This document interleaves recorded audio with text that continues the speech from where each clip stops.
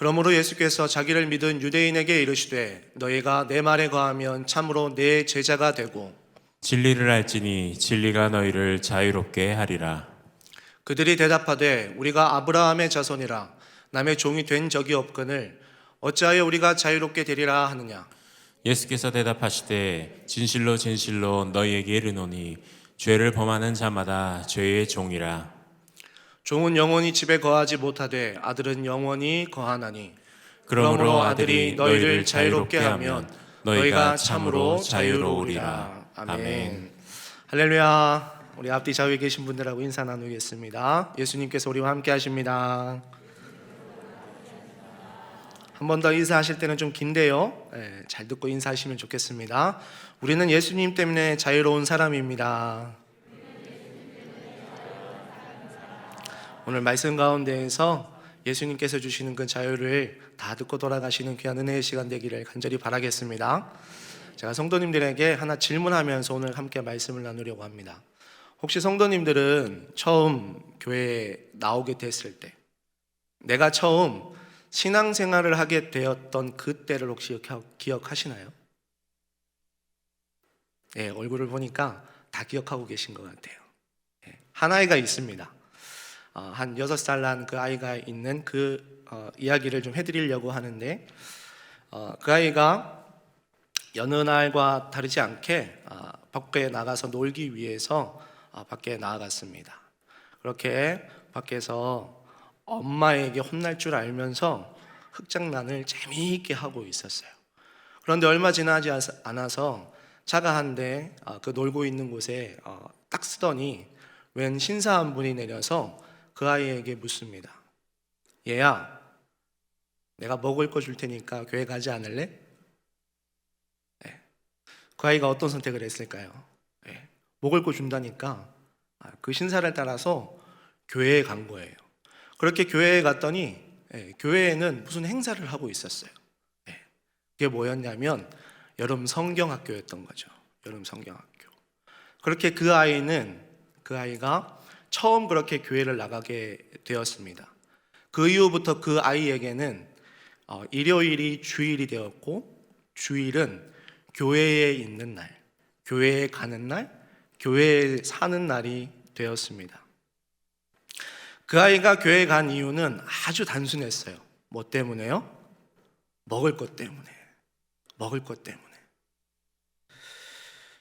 그렇게 그 친구는 신앙생활을 시작하게 되었고, 그 아이는 신앙생활을 하게 되었고, 믿음 안에서 잘 자라서 어느덧 청년이 되었습니다. 그렇게 그 청년이 대학교를 가게 되었는데, 그 청년이 어느 대학교를 가게 됐냐면 신학교를 간 거예요. 신학교. 누구 이야기일까요? 제 이야기입니다. 제 이야기. 그런데 저는 신학교 가서 말씀 묵상을 하면서 말씀을 보면서 어느 날 이런 고민이 생겼어요. 주일에 너무 교회에 매여 있는 거 아니야?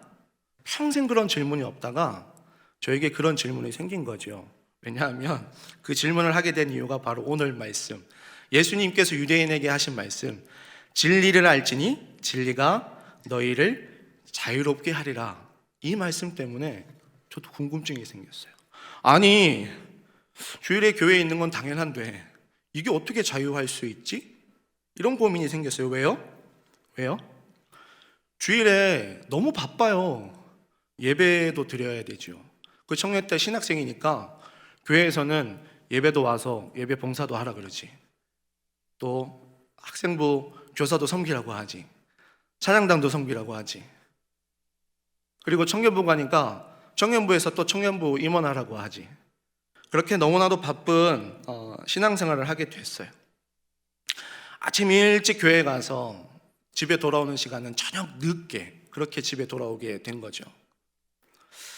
그렇게 저는 청년 생활을 보냈고 또 처음 사역했던 교회를 가게 되는데 이 교회는 더하네요. 목사님이 훈련해야 된다고 교육전사 때부터 새벽 차량 운행을 하라고 하시네요.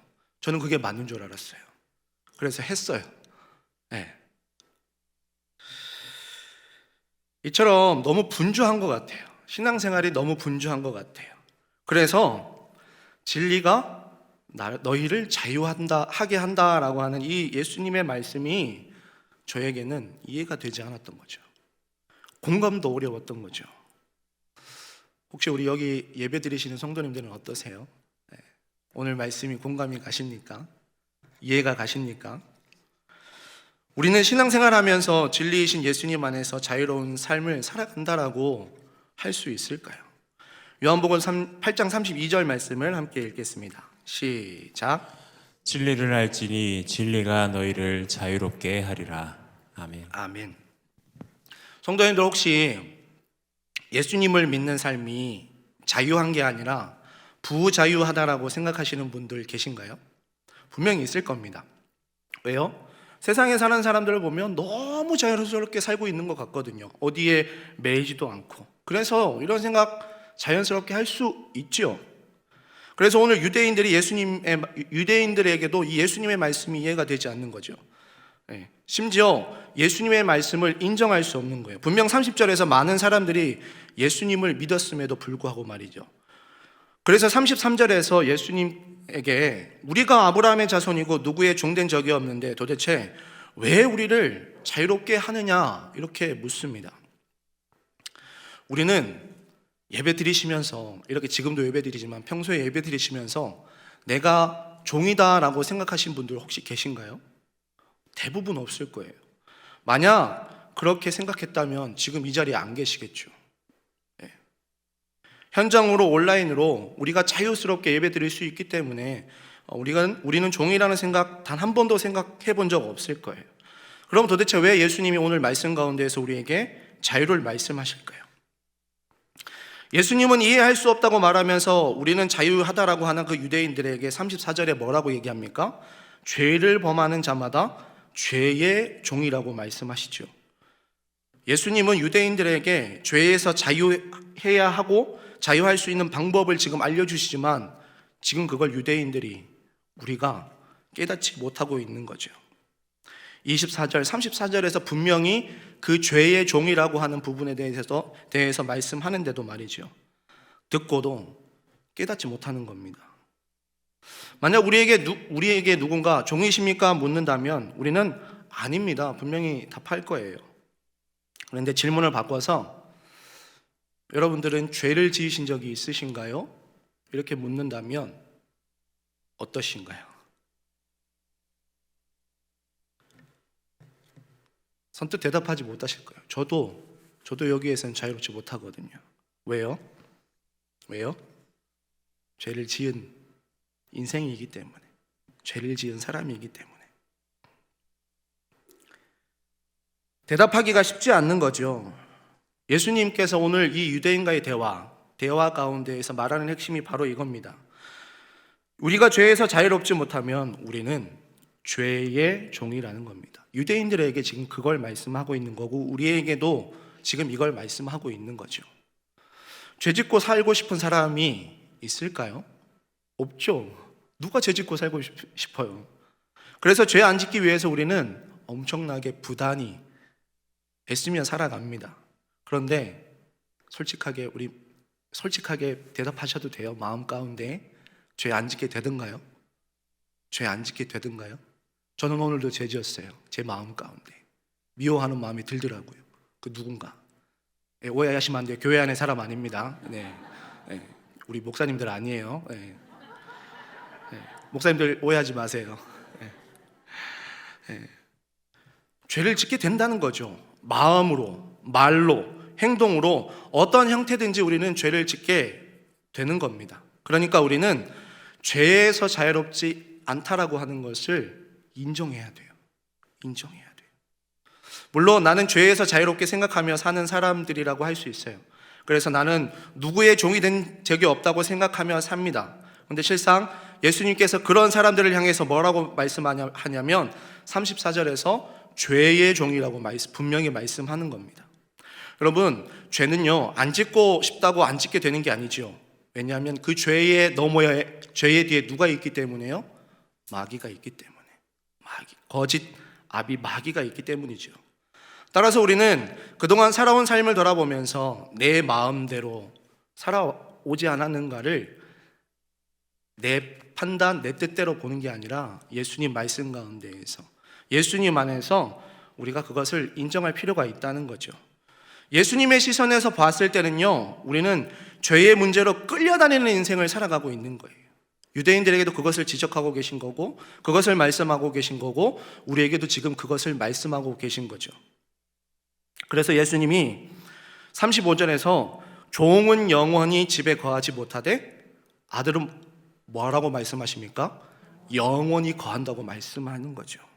사실 이 아주 심각한 말씀을 우리에게 해주시는 겁니다. 내 마음대로 살아서 소위 성공한 인생을 산다고 하더라도 죄의 종으로 살았다면 우리가 가야 할 곳이 어디냐는 거예요.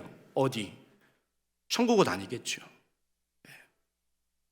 그래서 우리는 이 죄의 문제를 해결하는 것이 너무나도 중요하다라는 거예요. 여기서 제가 세상의 성공이 의미가 없다라고 말하는 건 아닙니다. 죄의 종으로 사는 문제가 해결되지 않으면 세상의 성공은 의미가 없다는 걸 지금 말씀드리는 겁니다. 예수님은 유대인들 스스로 아브라함의 자손이고 죄의 종된 적이 없다고 말하지만 59절까지 유대인들에게 하는 말의 핵심은 뭡니까? 너희들은 말과 생각은 그렇게 하지만 실제로 너희의 삶이 마귀의 종이다. 이것을 지금 이야기하는 겁니다. 이것이 예수님이 유대인들과 하신 대화의 핵심인 거죠. 종은 주인의 말을 듣고 행동하는 사람이죠. 그래서 우리가 예수님의 말을 들으면 누구의 종입니까? 예수의 종인 겁니다. 그런데 반대로 마귀의 지시대로 한다면 우리는 마귀의 종인 겁니다. 그래서 아무리 스스로 나는 자유한 사람이다라고 할지라도 예수님 말씀대로 살지 못하는 사람은 어떠한 사람인 거죠? 마귀의 종인 겁니다. 마귀의 종. 그래서 예수님께서 38절, 나는 내 아버지에게서 본 것을 말하고 너희는 아비에게서, 거짓 아비에게서 들은 것을 행한다라고 말씀하는 거예요. 예수님께서 이렇게 말씀하시자 유대인들이 예수님께 거품 물고 달려들어요. 우리가 무슨 마귀의 자식이냐라고 하는 거죠. 그러자 예수님이 40절 이하에서 세 가지로 이것을 말씀하시죠. 지금 하나님께 들은 진리를 너에게 말한 사람을 나를 죽인다라고 첫 번째로 지적을 해요. 그리고 44절에서 너희 아비의 욕심대로 너희도 행하고자 한다고, 너희 욕심대로 산다고 지적을 해요. 세 번째는요, 진리가 그 속에 없으므로 진리에 서지 못하고 거짓을 말할 때마다 제 것으로 말하나니 이는 그가 거짓말쟁이요 거짓의 아비가 되었다라고 지적을 하고 계십니다. 거짓이 가득하다라는 거죠.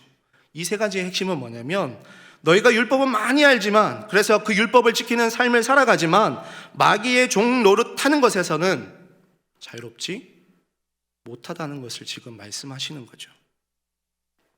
유대인들은 자신들이 아브라함의 후손이라고 하는 것, 그리고 율법을 가지고 산다라고 하는 것을 자랑했습니다. 그래서 겉모습을 보면요, 굉장히 자유한 사람들처럼 보여요. 우리는 율법 가운데 살아가고 있기 때문에, 율법을 잘 지키며 살아가고 있기 때문에 우리는 굉장히 자유한 삶을 살아가고 있어, 그렇게 보여요. 그런데 중심을 보시는 예수님 눈에는 그저 그들은 죄의 종이고 마귀의 자식처럼 보이는 겁니다. 왜요? 지금 이들이 마귀가 원하는 대로 살고 마귀가 시키는 대로 진리이신 예수님을 죽이고자 하기 때문이었습니다. 그럼 우리는 어떠냐는 거예요. 우리의 삶, 우리의 인생은 어떠냐는 거죠. 우리는요, 말씀대로 살아가겠노라고 그렇게 고백을 해요. 주신 말씀대로 살아가겠습니다. 내게 주신 그 말씀대로, 그 은혜로 살아가겠습니다. 그렇게 고백하죠. 하지만 내 삶을 돌아보면 어떻습니까? 내 삶을 돌아보면 유대인들처럼 그렇게 살아가고 있지는 않으신지를 우리는 돌아볼 필요가 있다라고 하는 거죠. 그래서 예수님께서 31절에 우리에게 뭐라고 말씀하시냐면 너희가 내 말에 거하면, 말씀으로 우리의 삶을 끊임없이 돌아보라고 그렇게 말씀하고 있는 거죠. 왜요? 삶의 답을 그 말씀에 비추어서 우리에게 보여주기 때문이죠.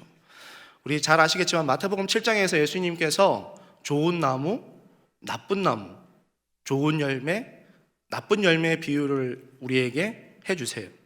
좋은 나무에는 좋은 열매가 맺히고요, 나쁜 나무에는 나쁜 열매가 맺힌다고 우리에게 말씀해 주는 거예요. 이 비유의 핵심은 뭡니까? 결국 삶의 열매로 알게 된다는 거죠. 그러면 우리는 우리의 삶 가운데에서 어떤 열매를 맺어가고 있느냐는 거죠.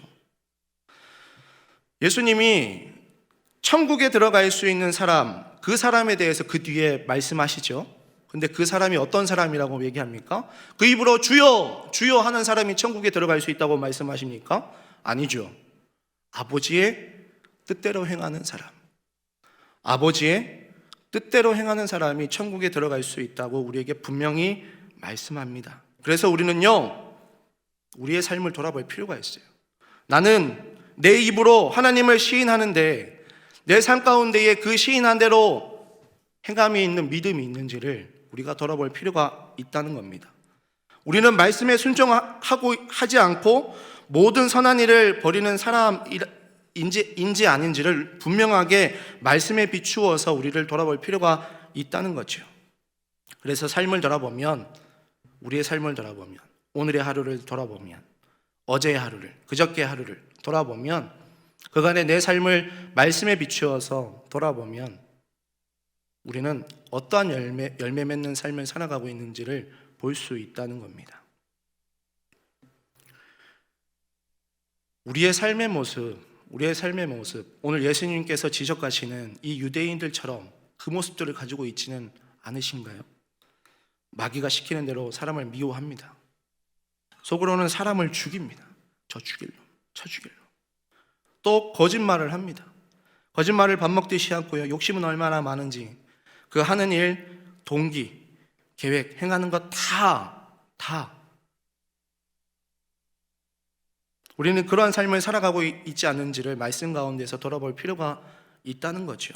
그래서 사도 바울이 로마서 7장에서 내가 선을 행하지 않고 원하지 않는 악을 행하고 있다라고 그렇게 이야기하면서, 만약 내가 원하지 않는 죄를 지으면서 죄를 짓는 사람은 내가 아니라 내 속에 거하는 죄인이라고 그렇게 이야기합니다. 여러분들, 사도 바울이 어떤 사람이죠? 사도 바울이 누구죠? 당대에 종교적으로, 사회적으로, 도덕적으로 그 사람을 평가했을 때에 그 사람을 딱 평가하면 그 사람은 거의 그 기준에 부합하는 사람, 완벽한 사람이었어요. 그런데 그 완벽에 가까운 사도 바울이 예수님을 만나고 예수님께서 그 사도 바울의 영적인 눈을 띄워주니까, 그가 보기 시작하니까, 오호라, 나는 공고한 사람이며 이 사망의 눈에서 누가 나를 건져낼 수 있을까 탄식하며 얘기하는 거예요. 세상의 눈으로, 사람의 눈으로 잣대로 봤을 때 그 완벽했던 사도 바울이 오호라, 이 사망의 눈에서 누가 나를 건져낼 수 있으랴 탄식하며 말하는 겁니다. 사도 바울도 이렇게 고백하는데, 그렇다면 우리는 도대체 어떻게 자유로운 삶을 살아갈 수 있는 걸까요? 우리가 살아가면서 제일 겪는 여러 가지 문제가 있겠지만, 예수님은 그 문제 중에서 우리가 겪는 문제 중에 제일 심각한 문제, 죄의 문제, 내가 원하지 않는 죄를 짓게 되는 이 문제를 어떻게 해결할 수 있느냐라고 하는 거죠. 그것을 예수님은 바리새인들에게 이렇게 말씀하세요. 요한복음 8장 31절, 너희가 내 말에 거하면,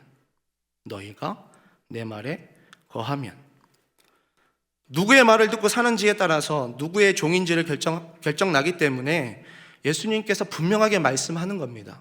너희가 내 말에 거하면.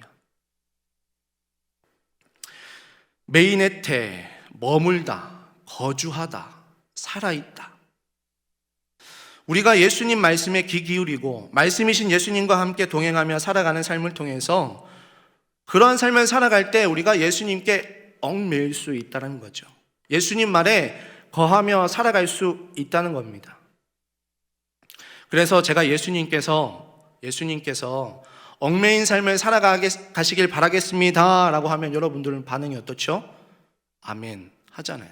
그래서 그렇게 반응해 주시는 거잖아요. 우리가 진리이신 예수님 말씀대로 살아가면 우리는 예수님의 참된 제자가 되고 진리로 자유로운 삶을 살게 된다고 예수님께서는 우리에게 분명하게 말씀하십니다. 그런데 이게 끝일까요? 이게 끝이 아닙니다. 우리 요한복음 8장 36절 말씀 함께 읽겠습니다. 시작. 그러므로 아들이 너희를 자유롭게 하면 너희가 참으로 자유로우리라. 아멘. 아멘.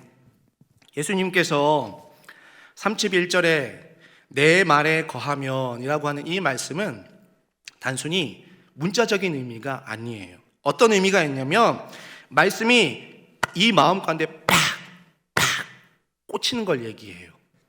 여러분들이 잘 아는 종교개혁가 마르틴 루터가 있습니다. 마르틴 루터는 본래 수도사였죠. 수도사. 그래서 그는 수도원에서 생활했어요.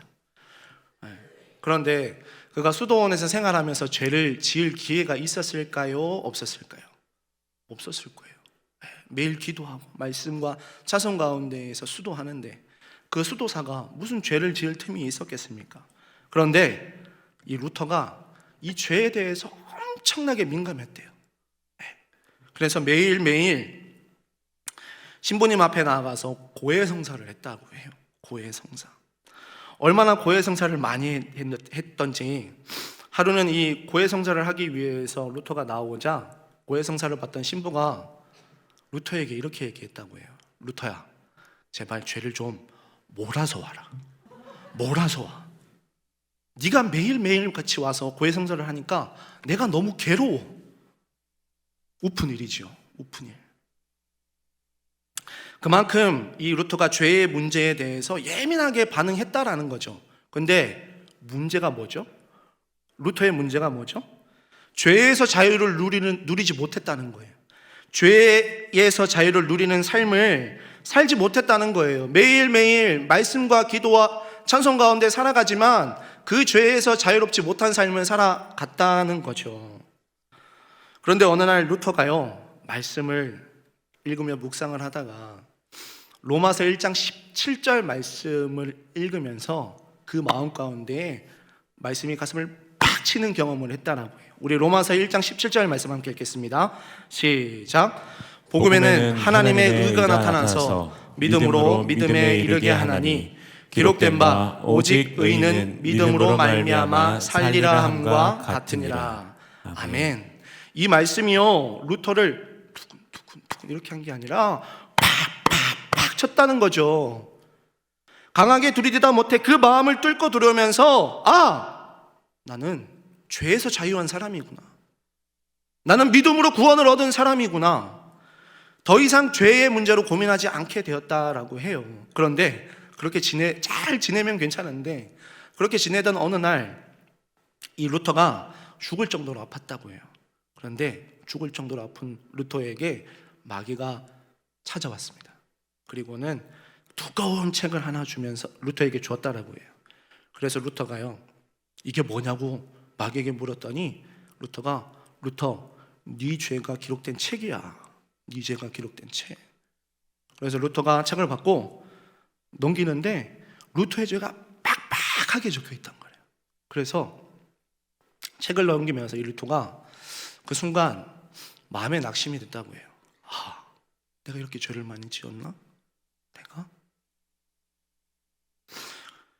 그렇게 루터가 책을 다 보고 난 뒤에 책을 딱 덮고는 마귀에게 그 책을 주면서 이야기했다라고 해요. 마귀야, 맞아. 이거 내가 지은 죄야. 그런데 마귀야, 네가 모르는 게 있는데 그건 뭐냐면 예수 그리스도의 보혈 때문에 내 모든 죄가 다 사함받았던 사실을 네가 모른다는 거야. 그랬더니 그 순간 마귀가 루터에게서 떠나갔다고 합니다. 루터가요, 진리인 말씀 안에서 자유를 얻은 거죠. 죄에서 자유를 얻은 거죠. 말씀대로 그렇게 믿고 고백하고 말씀 가운데서 자유를 누리니까 죄가 더 이상 그 루터를 괴롭힐 수 없었다는 겁니다. 사랑하는 성도 여러분, 우리가 말씀 가운데, 진리이신 말씀 가운데 살아가면 정말 놀라운 일이 일어나는데 이 죄에서 자유하게 되는 일이 나는 겁니다. 죄에서 자유하게 되는 그 일을 우리 모두가 이미 경험한 줄 믿습니다. 그리고 살아가면서 순간순간마다 우리는 내가 죄를 지었구나 그렇게 생각하게 될 텐데 그때 낙심할 필요가 없다라는 거죠. 왜요? 우리는 이미 죄에서 자유하게 되는 그런 능력을 받은 사람들이기 때문입니다. 그런데 이것도 놀랍지만 더 놀라운 게 있어요. 더 놀라운 거. 그것은 죄에서 자유롭게 되는 것뿐만 아니라 더 이상 죄를 짓지 않게 되었다는 거죠. 우리 요한일서 5장 18절 말씀을 함께 읽겠습니다. 시작. 하나님께로부터 난 자는 다 범죄하지 아니하는 줄을 우리가 아노라. 하나님께로부터 나신 자가 그를 지키심에 악한 자가 그를 만지지도 못하느니라. 아멘. 죄 짓지 않게 되는 것은 우리의 의지와 능력으로 불가능합니다. 하지만 말씀이신 예수님이 우리를 지키셔서 악한 자도 만지지 못하게 하신다는 거예요. 마귀가 우리를 죄짓게 하잖아요. 그 마귀가 우리를 만지지도 못하게 하신다는 거죠. 우리가 죄를 짓는 것은 우리가 죄의 덩어리이기 때문에, 그래서 끊임없이 죄를 짓게 되는 거죠. 하지만 우리의 자아는 이미 죽었다는 거예요. 사도 바울이 로마서에서 얘기하잖아요. 예수님께서 십자가에 못 박혀 죽으셨을 때 우리의 자아도 함께 죽었다고 얘기합니다. 이는 우리의 몸이 죽어 다시 죄의 종 노릇하지 않게 되었다라고 로마서 8장에서 이야기하는데, 이후에 로마서 8장 10절에서 14절에서 사도 바울이 뭐라고 얘기하냐면, 더 이상 죄가 우리를 주장하지 못하게 되는 이유를 우리는 율법이 아니라 은혜 아래 살아가기 때문이라고 우리에게 이야기해 줍니다. 우리는 죄를 짓는 존재이지만, 죄의 덩어리이지만, 우리가 예수님 때문에 율법이 아니라 은혜 안에 살아가는 존재가 되었다라는 거죠. 사랑하는 성도 여러분, 우리는 죄에서 자유로울 수 있습니다. 왜요? 예수님께서 십자가에 죽으셨을 때, 못 박혀 죽으셨을 때 이미 우리는 죄에서 자유를 얻었기 때문이죠. 그래서 우리에게 필요한 건 뭐냐면 인정하는 거예요. 인정하는 거. 뭘 인정하는 겁니까? 나는 죄에서 자유함을 얻은 사람이다. 예수님 때문에 나는 죄에서 자유함을 얻은 사람이다 라고 하는 이 분명한 믿음의 고백이 우리에게 있어야 할 줄 믿습니다. 우리 성도님들 다 아시는 것처럼 저도 목사지만 제 아내도 목사예요. 아이들을 지도하고 있는데 그렇게 이제 각자 사역을 하고 주일날이 되면 아내와 사역 얘기를 주로 해요. 사역 얘기를. 오늘은 교회에서 어떤 일이 있었냐, 오늘은 저랬었냐. 아내가 제 사역하는 거에 대해서도 많은 조언을 해주는데요. 그렇게 이제 주로 사역 이야기를 많이 하는데, 몇 주 전이었던 것 같아요. 주일 사역을 다 마치고 아내하고 저녁 식사를 하는데 아내가 갑작스럽게 저에게 이렇게 물어요. 여보, 믿음이 뭐예요? 여보, 믿음이 뭐예요? 에? 목사님 나한테 지금 믿음을 얘기한다고? 분명히 무슨 의도가 있는 것 같아요. 제가 대답은 할 수 있었죠. 그래서 제가 다시 물었어요. 여보, 저에게 이렇게 질문하는 이유가 뭐예요? 그렇게 되물었더니 아내가요, 그날 아이들과 설교 시간에 있었던 이야기를 저에게 해주더라고요. 아내가 아이들에게 물었대요. 친구들, 믿음이 뭐예요? 믿음이 뭐예요? 성도님들, 믿음이 뭐죠? 그런데 초등학교 4학년짜리가요, 그것도 교회 며칠 나온 지 몇 달 되지 않은 친구가, 한 초등학교 4학년짜리가 그런 고백을 하더래요. 믿음은 인정하는 거예요. 믿음은 인정하는 거예요. 뭘 인정하는 거예요? 하나님이 우리의 하나님 되신 거, 예수님께서 우리를 위해서 십자가에 못 박혀 죽으셨다라고 하는 것을 인정하는 거예요. 우리가 예수님 때문에 죄에서 자유함을 얻게 되었다라고 하는 것을 인정하는 거예요. 아내가 눈물 났다라고 해요. 저도 그 이야기를 듣는데 순간 울컥했어요. 여러분들, 우리는 이미 죄에서 자유를 얻은 사람들입니다. 그리고 우리가 믿기만 하면, 예수님에 대해서 인정하기만 하면 우리는 이미 자유를 누리는 삶을 살아가고 있는 사람입니다. 우리의 옛사람은 예수님과 함께 죽었습니다. 이제는 예수님이 내 생명이 되어 사시는 줄 믿습니다. 우리가 인정해야 할 것 바로 이거예요. 예수님을 믿는다라고 하는 것은 인정하는 것, 나는 죄의 종이라는 것을 인정하는 겁니다. 그리고 죄의 문제는 내 의지와 능력에 상관없는 진리이신 예수님 때문에 해결받고 죄에서 자유를 얻게 되었다라고 하는 사실을 인정하는 겁니다. 나아가서 예수님이 십자가에 죽으심으로 나는 더 이상 죄의 종 노릇하는 사람이 아니라 예수님 때문에 자유로운 인생을 살아가게 되었다라고 하는 것을 인정하는 겁니다. 진리 안에서 자유로운 삶을 살아가게 되었다는 사실을 인정하는 것이 우리에게 주신 믿음입니다. 따라서 우리의 믿음의 주요, 우리를 온전케 하시는 분, 그분이 예수님이라는 것을 인정하시면서 진리로 자유한 삶을 누리며 살아가시는 우리 충일교회 되시기를 간절히 바라겠습니다.